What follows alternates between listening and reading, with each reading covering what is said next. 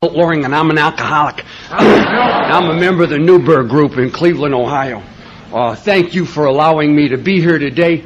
I want to thank the people that asked me and any burden I might have been on Dave and his family. I apologize for and deeply grateful for the effort they've put in to allowing me to stay in their home.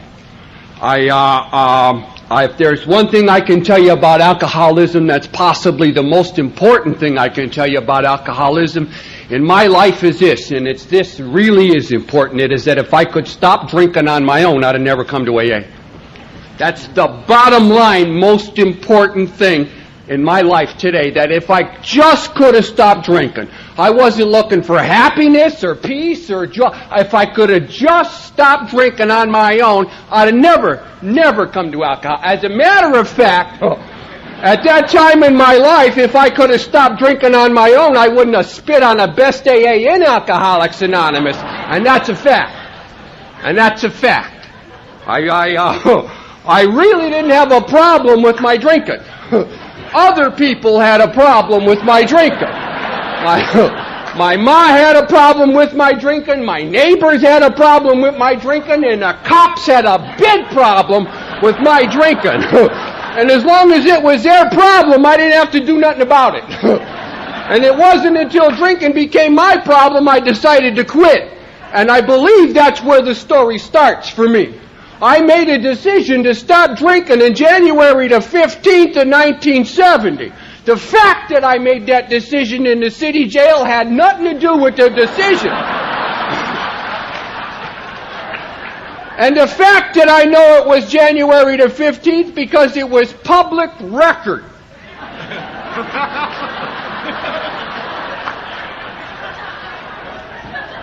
I think it's fair to mention that I was in there on January the 14th. And I didn't make that decision. And I think it's also fair to let you know I remember being there January the 11th. I don't remember being there January the 10th, but a public record says that I was. I made a decision to stop drinking not because of jail.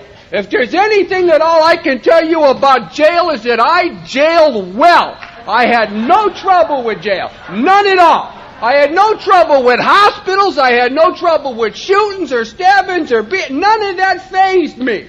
The reason I made a decision to stop drinking was because I had lost control of my life.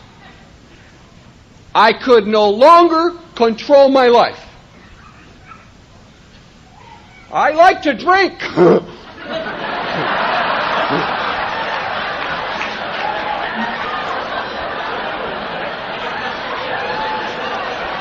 Some of the biggest accomplishments I had in my life was binges. I like to get on long drunks. 9 months was my record, and I wore that like a red badge of courage everywhere I went. I did 9 months once. And now I'm on one of them benders. It started somewhere in the end of November, beginning of December, and I made a kind of an idea that I didn't want to get involved in this. I had the holidays coming up and all of that stuff, and I just said I ain't going to drink no more, and I didn't stop. I was a couple of weeks into this drunk, and I found myself unable to get home before 2:30 or 3 o'clock in the morning. Somewhere about another couple of days or a week after that, I found myself at the bar room at 6:30 or 5 o'clock in the morning. It ain't even open, and I'm standing out, and it's cold, man. It's cold, and I need a drink. About a week after that, I find myself in a position where I can't sleep. If I get home at 2:30 or 3 o'clock, I'm up at 4, and I'm pacing the floor. And I've been drinking for 18 or 20 hours. I got a problem, and I don't know exactly what the problem is. I don't know how to solve the problem. In a very short time, I'm not eating at all. Maybe a bag of chips and a Smoky, and I put some ketchup on top of that, and it's a breakfast of champions, and I'm ready to go. I find myself sweating a lot and stinking a lot. Now, I've smelled a lot of dead bodies, but there ain't nothing stinks like a drunk coming off a drunk. Nothing smells like that. And I could smell myself. That's the worst part of it all. I could smell myself. I'm unable to sleep, I'm unable to eat, and I'm unable to change my clothes. I would come home at 2:30 or 3 o'clock and I would just lay down on a bed with full intentions of changing my clothes later on, and I would wake up and sweat and walk, and I would be confused. And I'd lay back down and sleep the rest of the night, and it'd be 20 minutes or a half an hour later, and I had a problem and I don't know what to do. I'd wake up finally at 5 or 5:30 and I'd walk out the door, ready rolled, unable to change my clothes, unable to take a bath. I'd stand at the bar at 6 o'clock in the morning or 5:30 in the morning and I would be coming apart. I'd throw a couple of shooters in and I'd feel a little bit better, and I'd say to myself, this has got to stop. And it's going to stop right now. And I'd take the glass and I'd turn it over and I'd walk out the door. And before I could get my hands on the handle of the car, I'd have to walk back in. I got a problem. I got a serious problem. And the problem is drinking. And I knew this. I knew that I couldn't help what was happening to me, but if I got off of this drunk, when I got off of this drunk, this was never going to happen again. But I couldn't get off the drunk. In a very short time, I already told you, I'm unable to eat, I'm unable to sleep, I'm unable to change my clothes, and I'm unable to take a bath. Now, I don't mean to tell you there's no tub or no water or no clothes. I mean to tell you that alcohol is running my life, and I can no longer do what I want to do. I've lost control of my life. My brain got like a sponge. I couldn't think things out. I couldn't think things through. I was always confused, and I didn't know what to do next. I would stand and look at the bathroom and know I would have to go to the bathroom, and my brain would go in another direction. I'd look down and I had wet my pants, and I didn't want to live like this. And I knew one thing for sure. When I got off of this drunk, I was never going to drink again. I knew that for sure. I told you I was picked up on an intox on the 10th, and another one on the 11th, and another one on the 14th, and finally on the 15th there was a felony, and they no longer kept me in a drunk tank. They put me in a whole row of empty cells where nobody could get to me because I had done something that made them mad. Made them mad. And they were going to visit me. They locked me in this whole row of empty cells for 3 days on a suspicion charge, and they wouldn't book me. And for 3 days, coming off of that drunk, I shook, and I threw up, and I was sick. And they didn't bring me no coffee and donut in the morning, and no coffee and bologna sandwich at lunch, and no coffee and one of them ham with the salami with the things inside of it, seeds things. They left me for 3 days.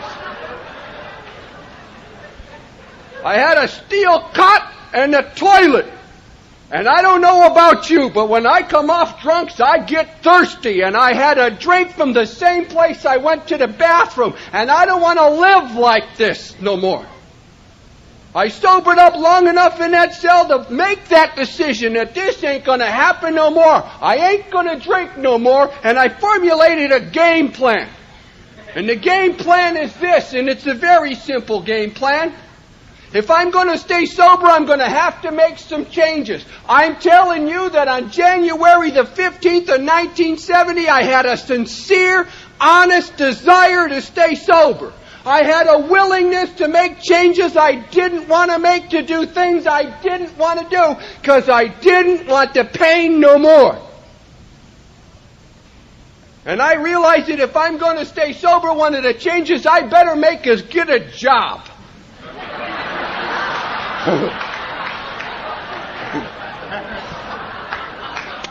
I wasn't real good at hard work. It didn't impress me.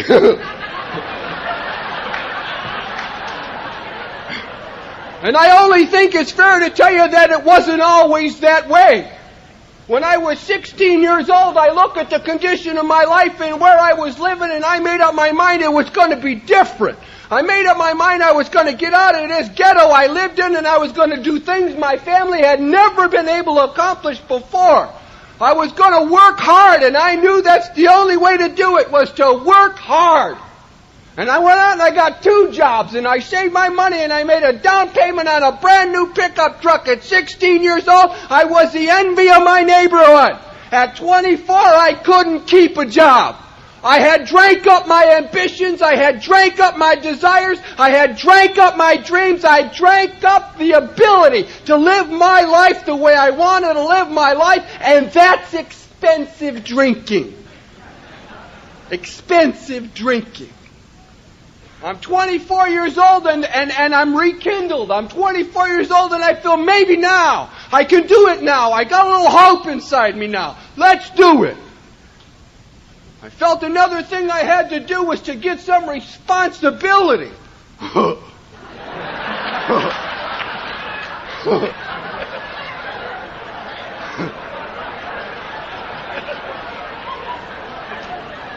All of the guys that I seen that I hung around with that were heavy hitters would get married.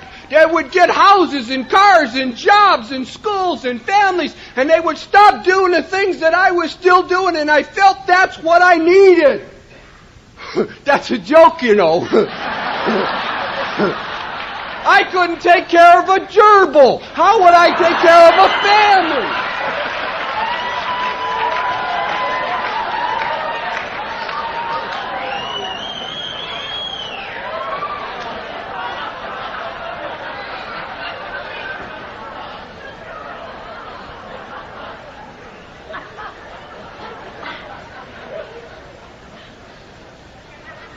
So I got the job. I got out of that cell. They finally charged me. I got out of that cell on bond.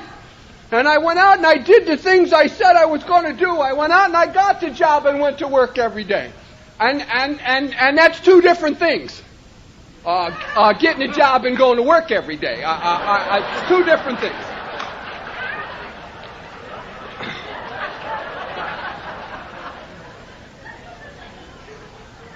Well, I got some responsibility. You know, when you sober up, see, sober wasn't sweet for me. Sober, I had to look at things a little honestly. You see, drunk, I looked like colored glasses. Everything looked different. I didn't have to face any truth drunk. You give me a drink and all the world goes away. I don't have to see no reality. And most of my problems, if I got any, are your fault.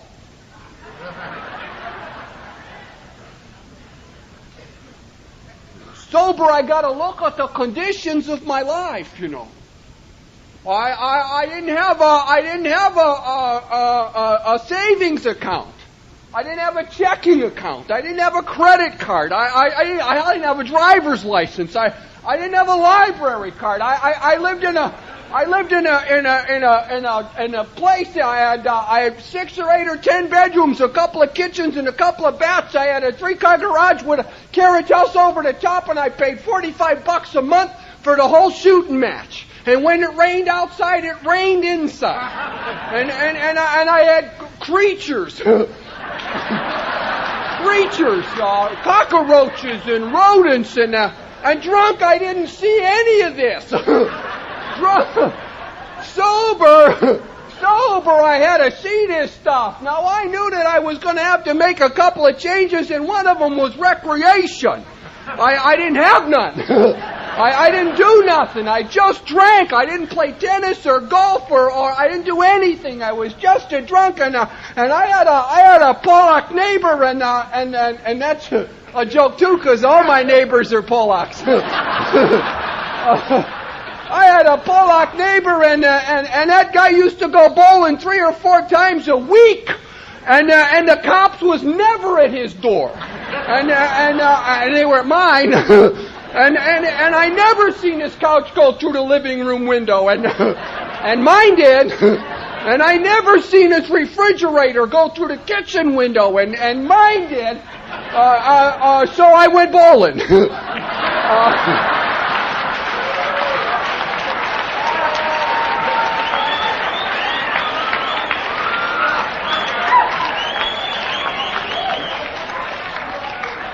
I hated bowling.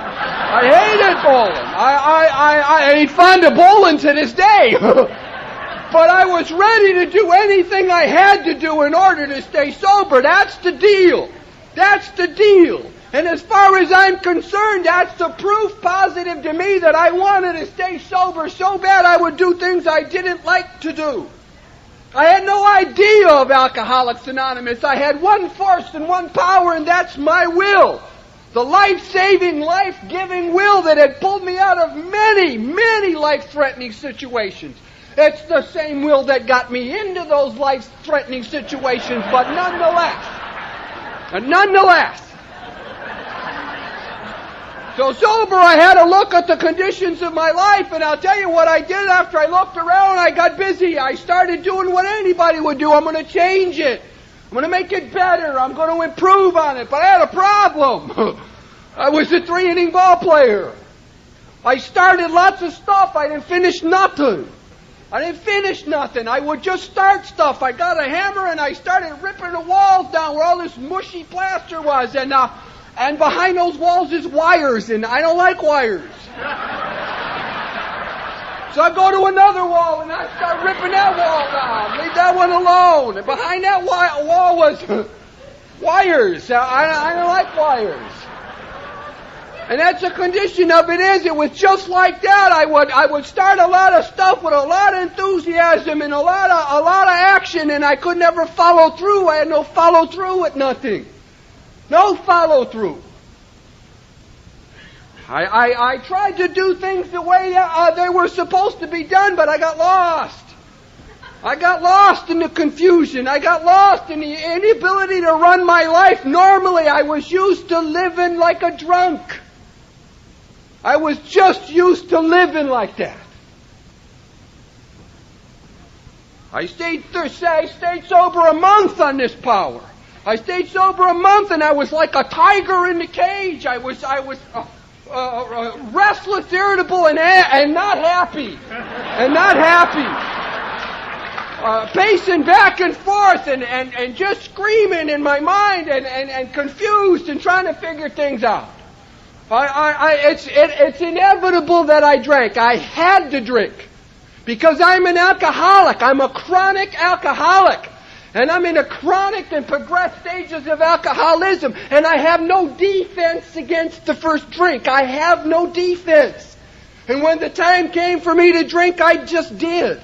It's not that I lost my desire to stay sober. It's not that I thought I could handle it again. I had no options.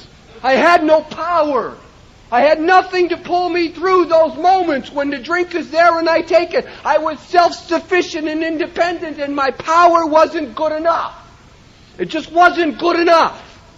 And I'm an alcoholic today. I'm a chronic and progressed alcoholic today. Then how can I be sober? I'm not self-sufficient. I don't depend on my power. I'm dumb, but I ain't stupid.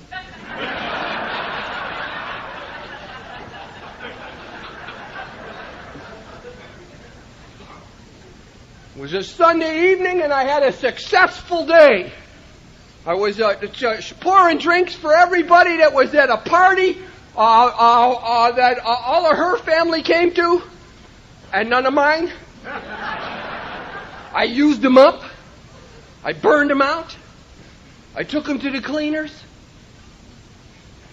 And I don't mean just money. I was expensive to love. I was expensive. I can't tell you how many times, my mom raised 5 kids. I can't tell you how many times she worked hard, how many times the paddy wagon would pull up in front of our house and load maybe my brothers or me or all of us in. And my mom would have to walk through the neighborhood with shame, and her head hung down, and she never drank. It was that she loved me. She loved me. And she worked hard. And I robbed her of that. My mom had a rare form of honesty, I think. I can remember at 14 or 15 years old, I'd bring my friends over, and my mom would say to me, "Don't hang around with them guys, Milty. They're going to get you in trouble." And by the time I was 17, she was telling them guys, "Don't hang around with my Milty. He's going to get you in trouble." It doesn't mean she didn't love me, but she knew. She knew. I was sober 30 days and I drank again, and I tell you honestly, there was nobody more surprised that I drank again than me. I could not believe that happened to me. I had made a decision. I had done everything I could to stay sober, and how could this happen? And I was sick. I was sick, puke sick. I was shake sick, sweat sick, and my drunks now are 3 and 4 hours long. I had alcoholic poisoning. My body rejected it, totally rejected. Would not accept alcohol in any form, and I was ill. And it took me days to recover from 3 or 4 hours of drinking. Days sitting on a couch, sweating, shaking. When I got on the floor, sweating, and in the bathroom, sweating. Now, dry heaves for days. No fun. No fun. So I made a decision. Not only ain't I going to drink no more, but I'm not going to hang around with them guys. And that's a good decision. My ma told me a long time ago, don't hang around with them guys. I told you. And that's a good idea except for one problem. One problem, and that is I didn't have nobody else. I had eliminated 99% of the people I'd ever met in my life. I was vulgar and foul-mouthed and abusive and abrasive, and I was violent and a cheap chisel and mooch, and I didn't make a lot of friends. And the small handful that I had that I'm going to let them go now because I don't want to drink no more. I felt it was there if I didn't hang around with them. And what I'm trying to tell you is this. I didn't want to drink so bad I'd give up the only friends I had. I just didn't want to drink no more. And I started pushing everything and everybody. No weddings. No birthdays. No parties. No get-togethers. I don't want to drink no more. And if I go out there and have a good time, I'm going to drink. I know what's going to happen. I already know. And I pushed the whole world away, and I built this great big wall so you couldn't get to me. And little did I realize I built a wall that couldn't get out. I didn't know that. I honestly didn't know that. It got lonely inside this world I was living in. I could stay sober 3 or 4 days maybe, and then I would drink again for a couple hours, and I got scared. I got scared that this is not right. Something's wrong. I don't have no defense. I got nothing. See, I ran out of aces quick.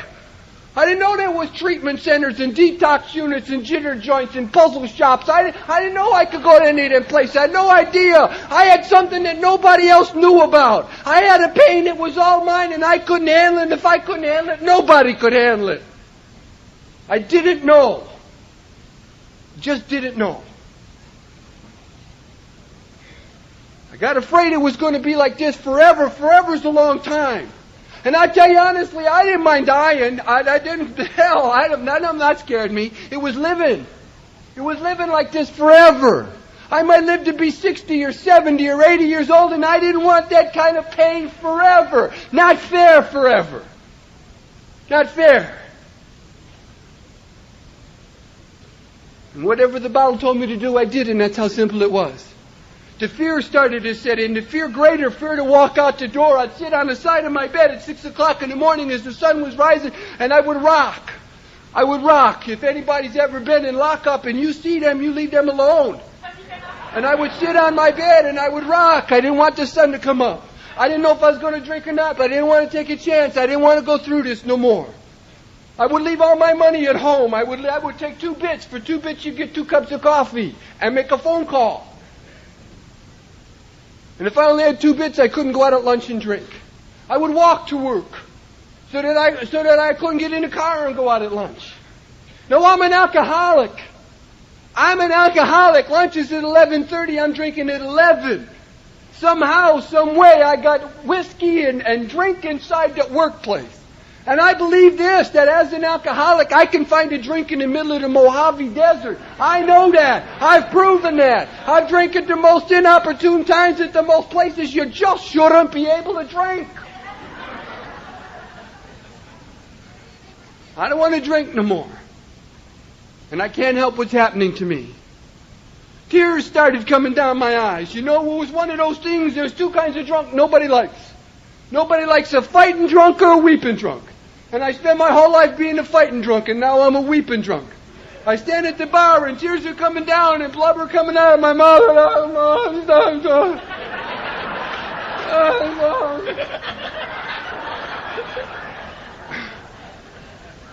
Self-pity is the most disgusting condition I've ever been in. And I wallowed in that. I couldn't help what was happening to me. I couldn't tell anybody. Don't you understand? I can't stop drinking if nobody loves me. My mom's dying. I couldn't help what was happening to me. And then I would sober up and look at what I did, and I would be humiliated. Humiliated that I would do that. And I'll never do that again. And after 3-4 days of sick and throwing up and shakes and sweats in the dry, I'd do back and do it again.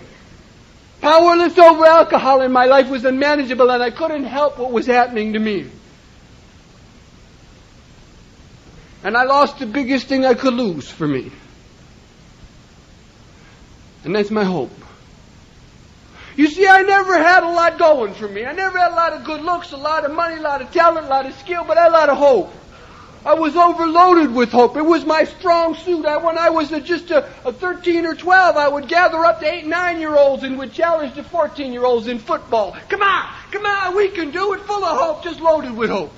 I remember when I was 21, I walked in the wishing well up on 79th and Broadway. Guy stopped me at the door, Joe Pollack. He's sober today. He said, Milt, you don't go back there. There's 50 guys back there going to beat the pants off of you. Man, I threw my coat off and I flew back there.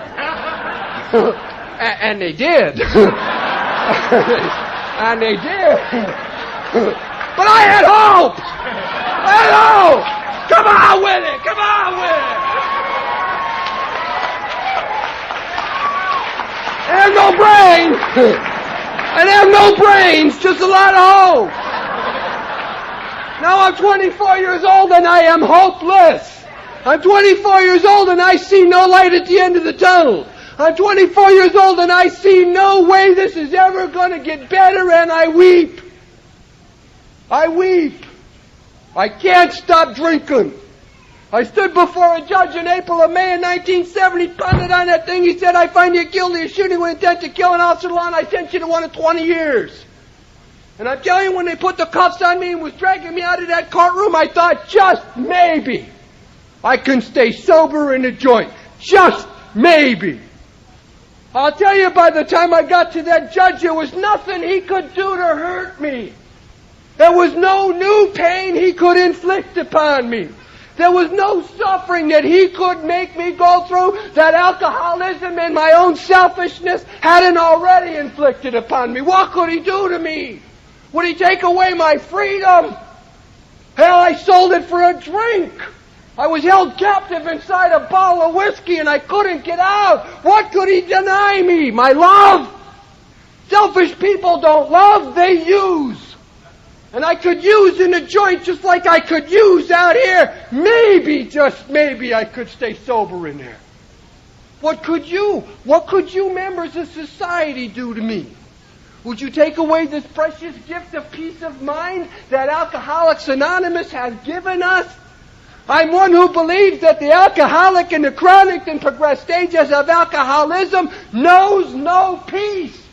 The best he can hope for is to drink to oblivion. Drink till he can't care. Drink till he can't think. Drink till he can't feel. That's the best.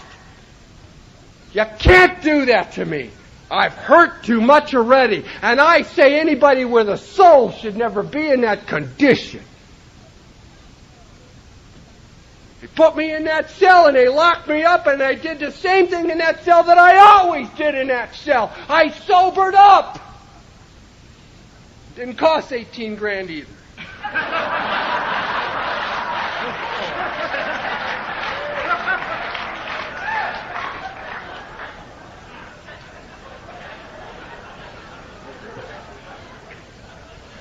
I sobered up and I looked around and I said this to myself. I'm worth more than this. I am worth more than this. Something's wrong. Something's wrong.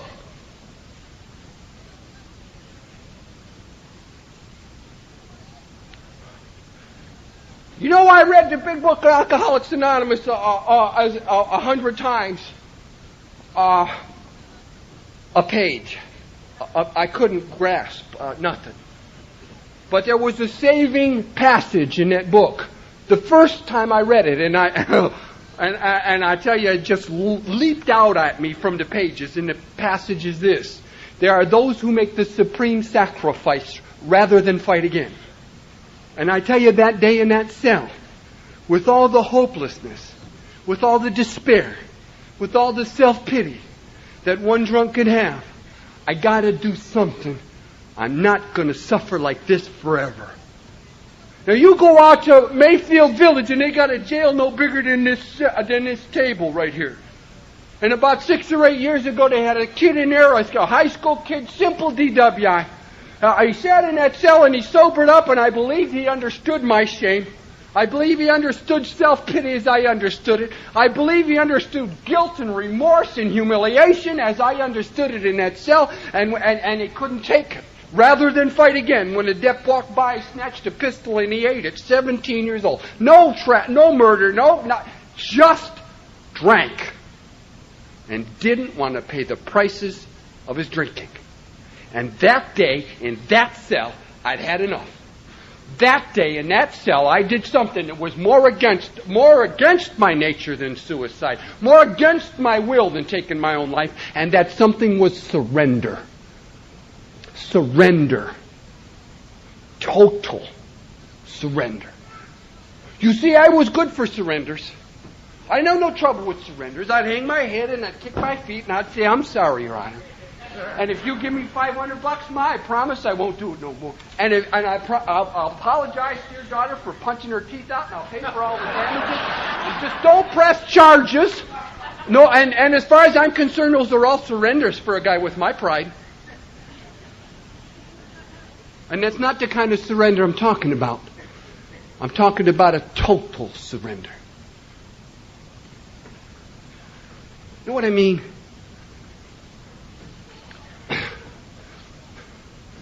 About 5 or 6 squad cars took me to an abandoned building up on Jones and Broadway. As I was walking in the door, they took the cuffs off and hit me in the back of the head with a shotgun butt. And when I went down on the floor, they took a little circle and they started hitting me. And they kept hitting me, and they kept beating me, and they spread my arms out, and they beat my hands so I couldn't make a fist, and they just kept on, and they kept on, and they hit me with saps and jacks and stuff I'd never been hit with before. And I just kind of curled up there, and it just seemed like they kept going on and on and on. You know, it dawned on me that they'd finally had enough. You know, they just had enough of me. And they were going to beat me to death in this abandoned building and leave me and let the rats eat my body, and nobody would ever know the difference. And I tell you, I got a fear inside my guts. I tell you, that something come out of me that I'd never heard before or since. And that was a scream. A scream come out of me that I just didn't sound human. I didn't want to die that way. And they stopped. And as far as I'm concerned, that's the kind of surrender I'm talking about. Do you understand that? That's the kind of surrender I've made all my life. Because as soon as they stopped, you know, I tried to get back up on my knees and up onto my hands, and it dawned on me, hell, that was easy. I should have screamed dead 20 minutes ago. That's a surrender, and when I get out of here, I'm going to get every one of them. And it was like my head was made out of glass. You know, they just read that thought. And as soon as I got up onto my knees, one of them drop-kicked me right in the chest, and they started all over again. And they kept on, and they kept on, and they kept on. And I started to beg, and I started to cry, and I started to please, don't kill me. Please, just don't kill me. Total surrender. Please, don't do this to me. And that day in that cell, the surrender was total. Please, just somebody help me. I'll do anything you say. Just please help me. I'm ready. I've had enough. Help me. And it's unfortunate that by the time a guy like me gets to a place like that, there's no help. There's no more probation, no more counselors, no more therapists, no more nothing. Hey, that's it. I'm done. I burned them up. I used them out. I already told you that.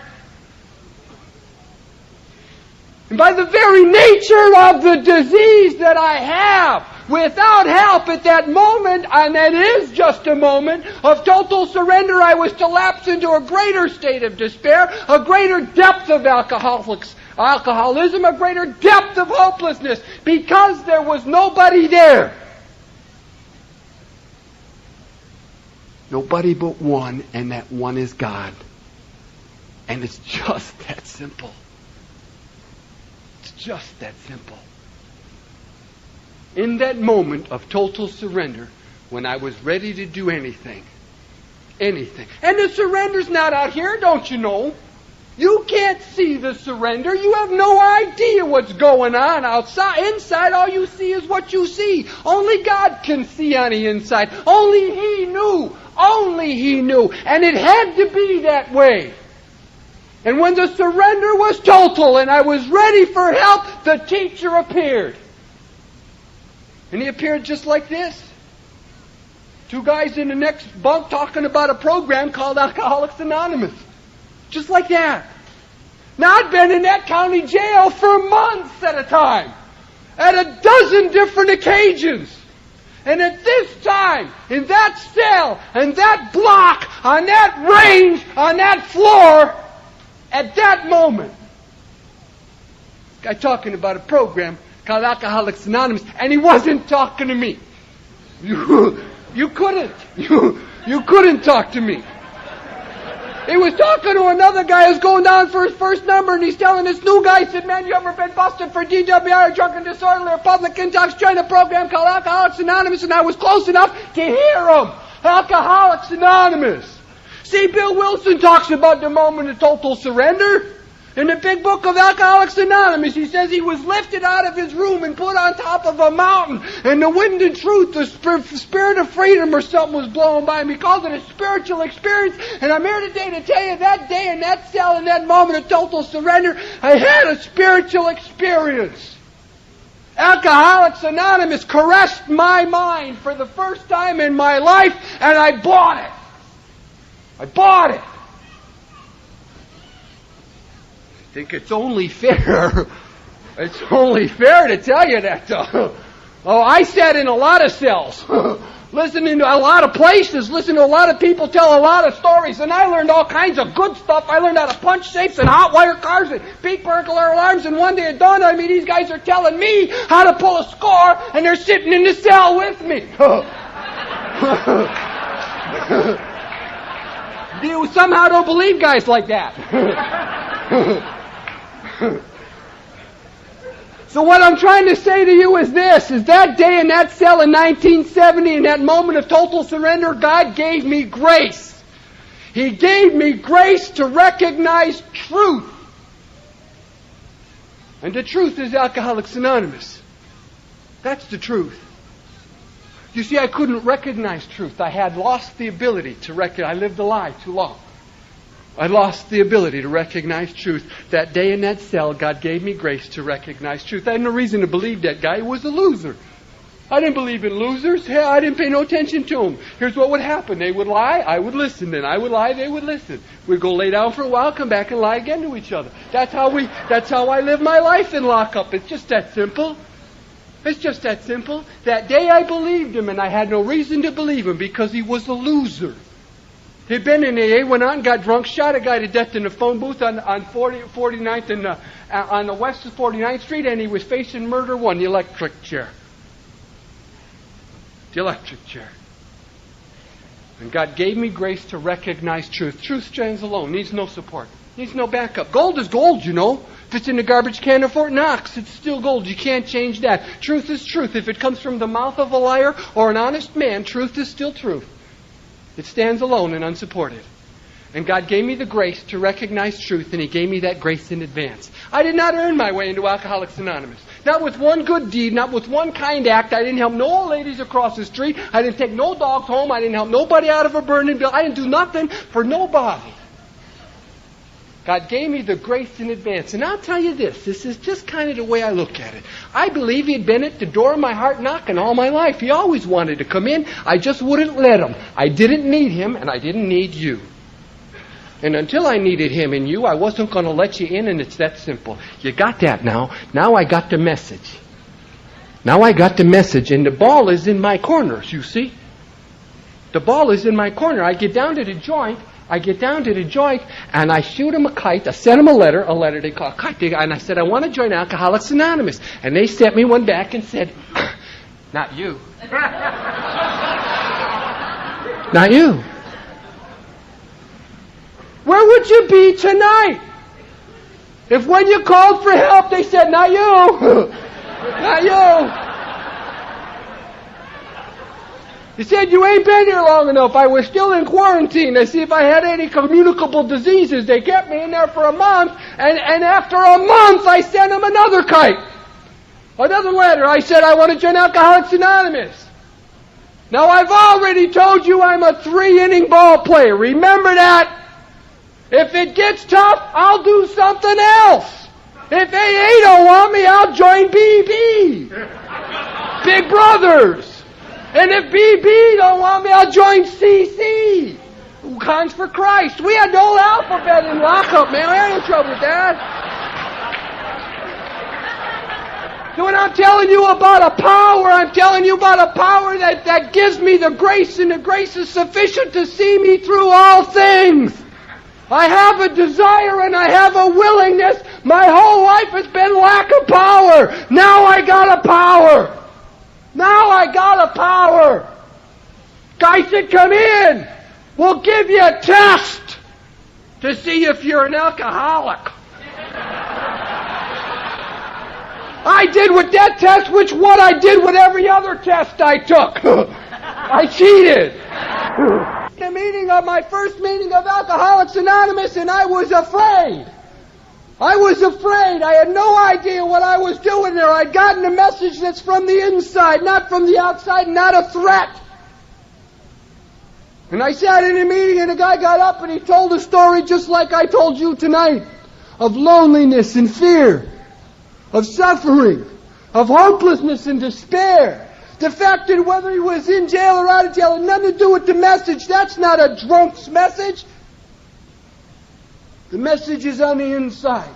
The things that you didn't know about me that I kept secret. The things that held me captive. The things that wouldn't let me go. Those are the things that I had inside of me. There's a lot of convicts in the joint that don't drink at all. They're just not nice people. And I happen to be a not nice person who had contracted alcoholism. If I could stay sober, I'd still be a not nice person. Drunk or sober.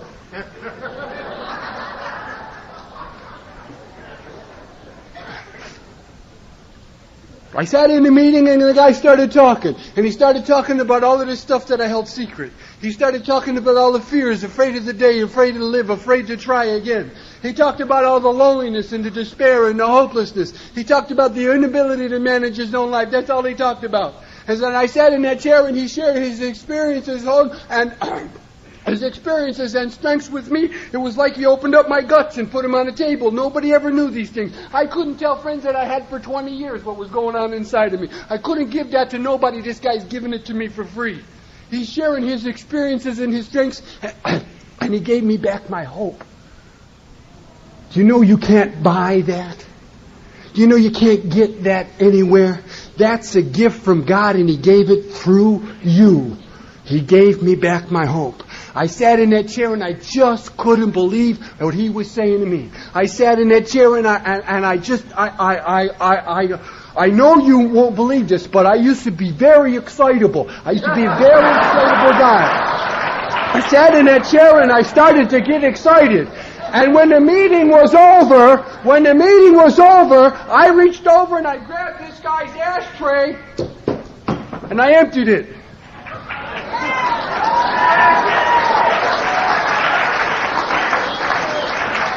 I'm a member of Alcoholics Anonymous. I did something.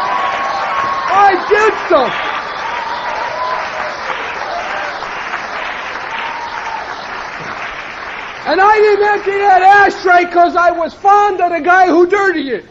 And I didn't empty that ashtray because I detested dirty ashtrays.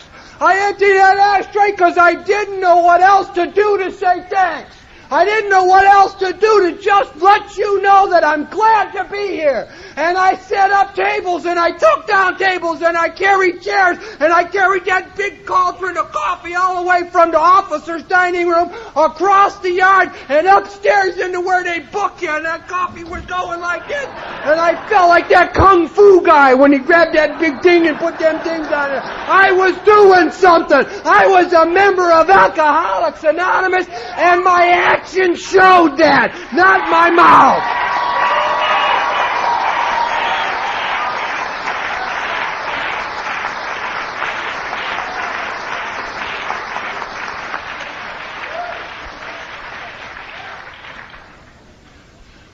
I'm going to tell you this. I had no idea what was going on. I had no idea. I believe that the grace of God held things, opened things, gave things, just allowed me to do it. And I think if there's one thing that God gave me that He gives to every drunk coming in, because I ain't special, and that's the gift of faith. I had no reason to believe you. No. Hell, half of them guys had jobs.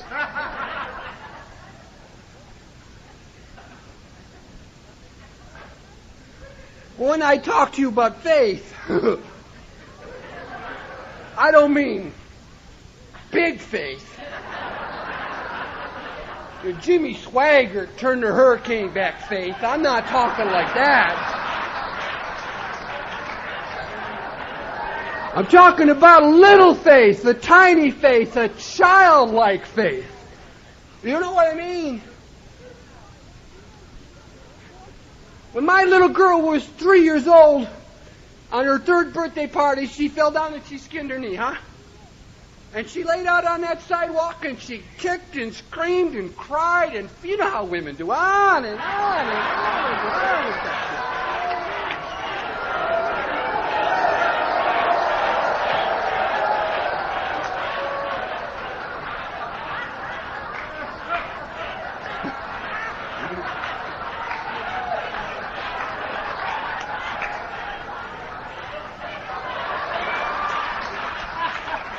Don't let me get away with nothing.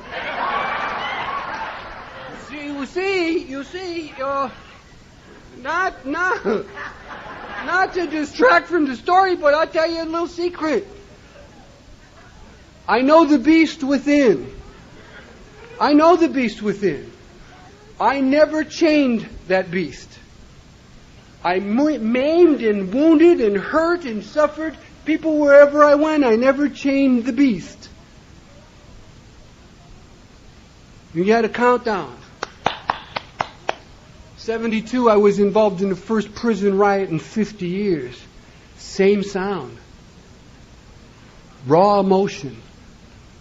My beast is not polite. And I have to keep that beast chained up.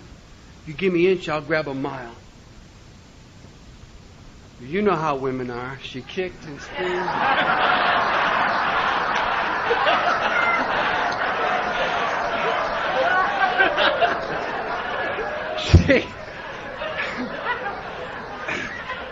Till I finally went out there and I picked that little girl up and I kissed her knee and she stopped crying. Faith of a child. She didn't question my credentials. You got Blue Cross? You got a license to practice medicine? Got hospitalization? She just knew that all she needed was a touch from her father. Someone who cared and gave her time was all she needed to get better. And when I came to you, that's the faith that God gave me back as a child. And I didn't give that to whiskey. I gave that to fear. I gave that to people who hurt me when I was tiny and little and growing up, and the big things of the world and the stars that don't explain themselves. I gave up all of that faith. And God gave me that special, and you too, that special gift of faith back. And all I needed was a touch from my Father who art in heaven. And I would be all right too. And He gave me you who cared and touched me and held me, who talked to me and took time. Just like we do for our children. We never lose that. God gave me faith to come back to you time after time, and as I come back to you, I listen to what you said. I got confused easily. It stopped. Do you believe that? Look it. Tell him the truth. It stopped. Mickey Mouse, welcome to California. In gold, Mickey Mouse.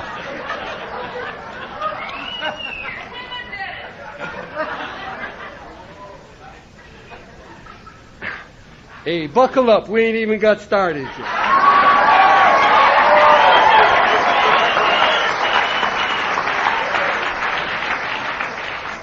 I would sit in these meetings and I would listen to the things that you said, and what you said didn't make no sense. You said the most outrageous things that I've ever heard in my life. If you want to keep it, you got to give it away. Does that make sense to you? That don't make no sense to me. If I got $2 and I want to keep it, give it to somebody? That doesn't make no sense to me. But that's alcoholic arithmetic. That's how we had in Alcoholics Anonymous. It's just that simple. I didn't understand it. They said stuff to me that I didn't understand. I'll tell you one of the first things that they said to me that was like a big spotlight coming on in my brain. If you want to get rid of the garbage, take an inventory. Yeah, the guy had somehow we must have changed meeting halls. We must have changed rooms, and we were somewhere, there was a chalkboard, and he had chalk, and he says, here's what you got to do to get rid of the garbage. Put a line across the top, a line through the middle, put the good parts over here, the good things you did over here, and the bad things you did over here. And that just all of a sudden made sense to me. I'm going to do that. And I got a copy of the big book. They didn't sell them. And library didn't have them. And nobody gave me one. How did I do that? I stole it.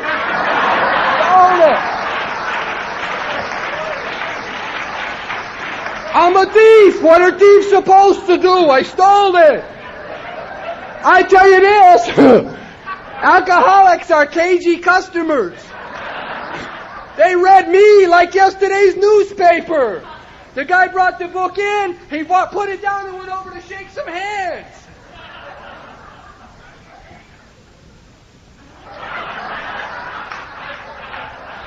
You got that? If he's going to give it to me, it couldn't be worth much.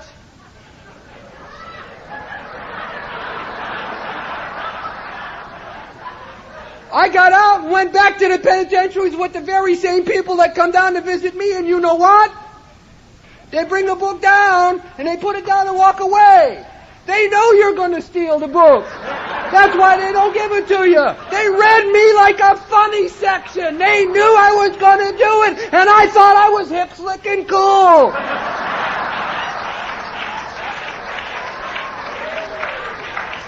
So if you haven't got a big book of Alcoholics Anonymous, get a job! Get a job!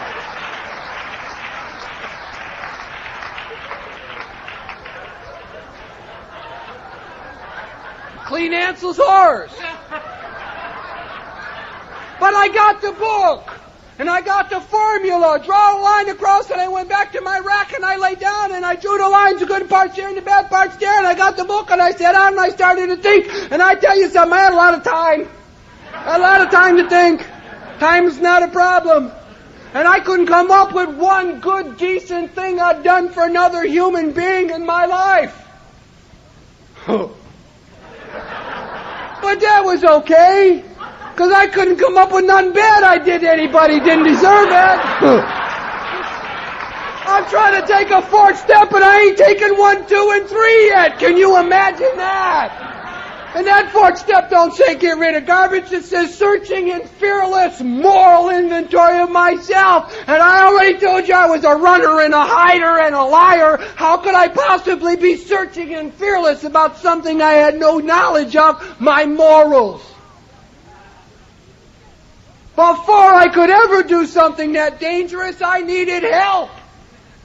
Help! I needed some pals. I needed some partners. I needed some power. I had to find some help in step 2. I got on good terms with that help in step 3. And like gangbusters, we can jump into 4, but without that power and that help and my will and that power together, I might find something that'll just knock me out of the box, and I ain't ready to look. I'd rather blame you. So before I could ever work step 4, I did 1, 2, and 3. And I might add this, the big book don't say nothing at all about the good parts here and the bad parts there. That's 18 grand a year, 18 grand a month does that. The big book says this is what we do. And it took me years to work those steps. Years. Absolute years.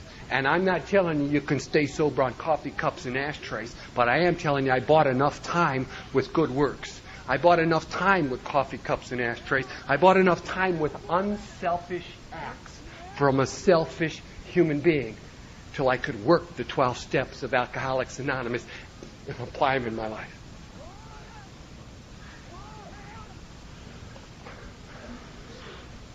I did 2 years in that penitentiary. And if I did nothing else in those 2 years, I did these 2 things. One, I admitted I was powerless over alcohol and that my life was unmanageable. And as far as I was concerned, it was a so what question. So what? Hell, I knew that before I got here. And the second thing I did was I came to believe in a power greater than myself that could restore me to sanity. If I did nothing else, I did those 2 things.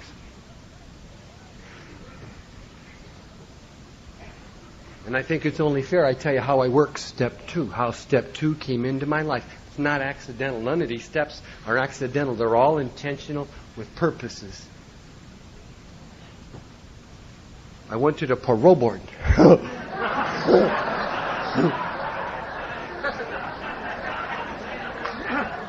They told me, as I sat in the board, that I was a detriment to the decent people of society and that they had no alternative but to give me 5 years. I said, you got anything to say for yourself? Huh? The big shot, big time speaker from Cleveland, Ohio, with my glib tongue and my all almighty way said, I'm in AA now. That's it. You know what they said? There's a little button on the side. 2 gorillas walk in. They pressed that button and said, get him out of here. Get him out of here. And I went back to my rack and I lay down on my rack. And I'd reached a point where I could do nothing more than what I'd already done. And I followed directions you'd been hammering into my mind for the past 11 months. I said a prayer. My first prayer in Alcoholics Anonymous. And the prayer was the one that's so simple, it's so common, it's almost blasé to do it anymore. Let's say the prayer instead of pray the prayer. Here it is. God grant me the serenity to do every day this 5 years. But God, I don't want to drink no more. See, I reached a crossroads that it talked about, what am I in Alcoholics Anonymous for? If I'm in AA for the parole board, I'm drunk. If I'm in AA for any other reason but sobriety, I'm drunk. And I reached that point where I'm in Alcoholics Anonymous for sobriety, and I knew then I was in for sobriety. I didn't want nothing else out of Alcoholics Anonymous but sobriety. I'll do every day this 5 years, God, but I don't want to drink no more. I don't want to drink no more. God answers prayers, and He answered that prayer for me. And how He answered is a kind of a long story. Don't mean nothing, but the fact, no, mean nothing to you. But I come to believe that there's a power greater than myself because He answered that prayer. He answered that prayer in a miraculous way. If I could have said that it happened because I bought this guy, paid that guy, threatened his family, intimidated his kids, if there was some way I could take the credit for what happened that day, I would. But it was miraculous, and only God can do those kinds of things, and He did it. And I sat and I pondered the action. I pondered the action for a whole nother year. I already told you they gave me a nickel, right? A whole nother year. And let me put it this way. Everybody likes stories. Everybody likes stories. When he was a little kid, you used to hear these Bible stories. You know these little stories that tell you the story. And go to your neighbor and Aunt Alice, all these little stories. One of the stories that I always liked to listen to but never believed was this one. Is that they had one of the apostles or disciples or one of them guys in lockup. And they had him chained down, his whole body covered with chains. They had a hack on the left and a hack on the right and another hack at the door. It's just true. I read it in a book. Or they told it to me long before I read it in a book. And the angel come down and he says this. Hey, he said, get out of here. The apostle said, what do you mean get out? Can't you see what the condition I'm in here? He said, you got a job to do and a message to carry. Get out of here. And the chains fell off. And when he got up, the hacks didn't wake up. They was asleep. And he got to the door, and the door opened up, and that hack was asleep. And he went on to carry a message because he had a job to do. In 1972, the parole board said I owed him 4 more years. And the chains fell off, and the hacks didn't wake up, and the door opened up, and I walked out. And it's just that simple. It's just that simple. I don't expect you to believe that story, because I didn't believe it when I read it in a book. And it's just as true then as it is now. I had a job to do and a message to carry. You want to know why I'm in California? Because God gave me a message. He said, take this message to California. I said, whoa, I'd rather go to Parma. It's a suburb right next door. I don't want to go to California. I don't go to California. He said, you're not listening. Take this message to California. And that's what I got for you, is the message. I am just a messenger. I'm like Western Union. I am not the message. You give me the message, I carry it to you. I can take nothing but that. Here I am, the messenger. And the message is this. Love your God with all your heart and all your mind and all your might, and your neighbor as yourself. And it's just that simple. See, I know how to stay sober. And I know what I need to stay sober. And I need 3 things to stay sober. I need you. I have to have you. I couldn't stay sober till I met you. You know that. If I could have, I wouldn't shake your hand. I couldn't stay sober till I met you. I need the power of God in my life to give me the power to beat the bottle. I don't have the power, and neither do you. And neither do you. Only God can give us that power. And I need a 12-step program of action incorporated into my life. I need those 3 things. You see, I don't need a car to stay sober. Hell, I went years without a car and stayed sober. I don't need a vacation to stay sober. I went really years without vacations in and out of AA. I don't even need colored clothes to stay sober. They gave me whites in the joint, and I wore whites for years, and I stayed sober. I don't need sex to stay sober. I've stayed sober years without sex. I need you. And I need a 12-step program of action incorporated into my life, and I need the power of God. That's all I need to stay sober. And anything else comes down the pike is a gift to me. It's a bonus. It's an extra. I don't need much. I just don't need much. And if that statement's true, if it's true, you got to back it up with something. That means if that statement's true and I need you to stay sober, then the absolute worst thing I could do is to get mad at you. To be resentful about you, to gossip about you, to tear you apart and to criticize you. That's the absolute worst thing I could do. I'm dumb, but I'm not stupid. If I need you, I'm going to be nice to you. Real nice to you. Because I don't want to drink no more. I just don't want to drink no more.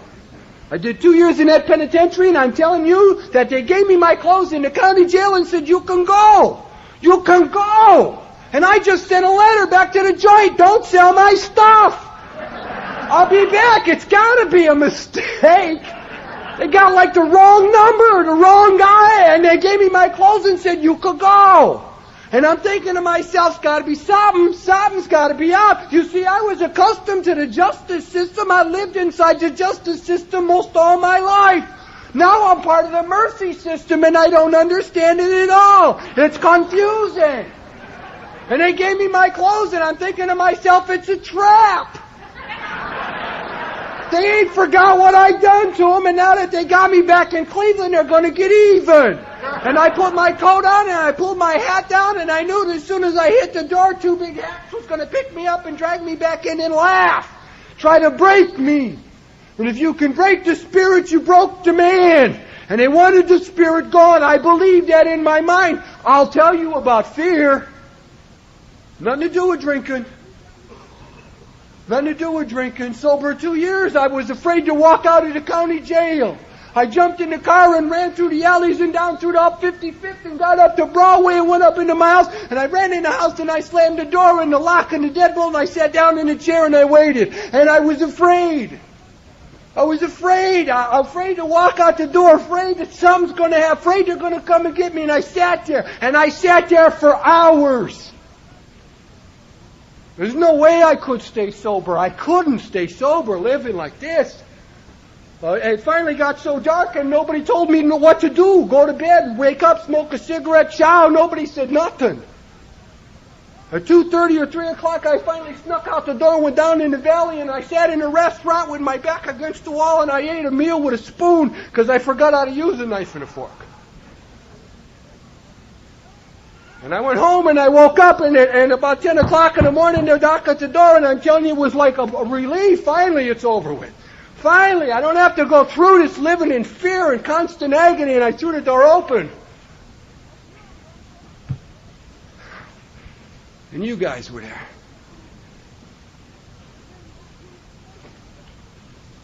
What I owe you? What I owe you for that help, for that freedom? What I owe you for caring? What I owe you? A couple of meetings, a couple of prayers, a couple of drunks. Tell me what I owe you. What can I pay you back?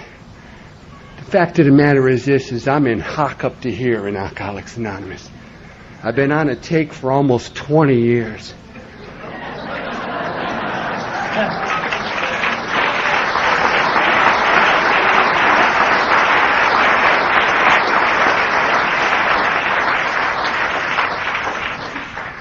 And there's no way I can pay you back. You see, I was the guy that was going to get even with God, huh?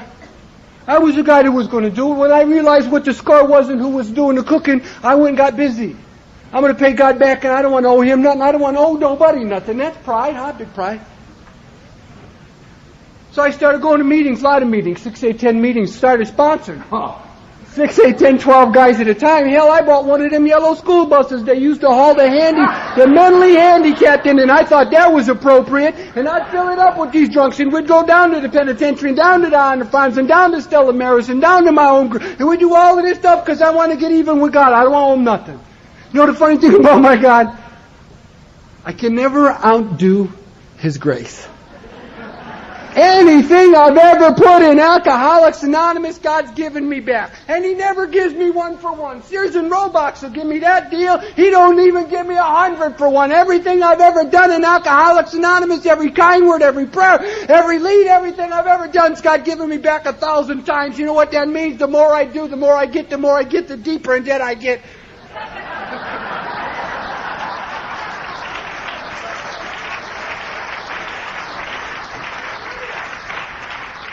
I quit trying to get even. I just make payments. Just make payments from time to time.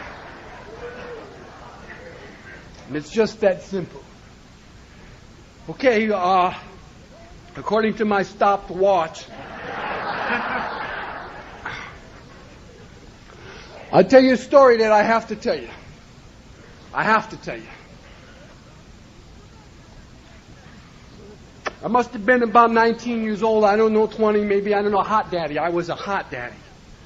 And I was sitting in one of these restaurants in my neighborhood, and I had one of them mouths. You know one of them mouths? And the guy walked up to me and he said, "Hey," he said, "I got my wife over here, buddy." I said, "Hey." I took care of him in no time at all. No time at all. And I no sooner got done knocking him out and his wife jumped on me. And I had to put her away too. And then the manager come over. And I said, "I got to get out of this joint." See, I'm backing my way out and I'm knocking him down. And I got out to the parking lot. The dishwasher was out in the parking lot waiting for me. I learned a lesson. Not then. But as I look back, they were trying to teach me a lesson. That if I use that filth around decent people, I better get ready to use my hands. Because decent people ain't going to stand for it. And you are the most decent people I've ever met in my life.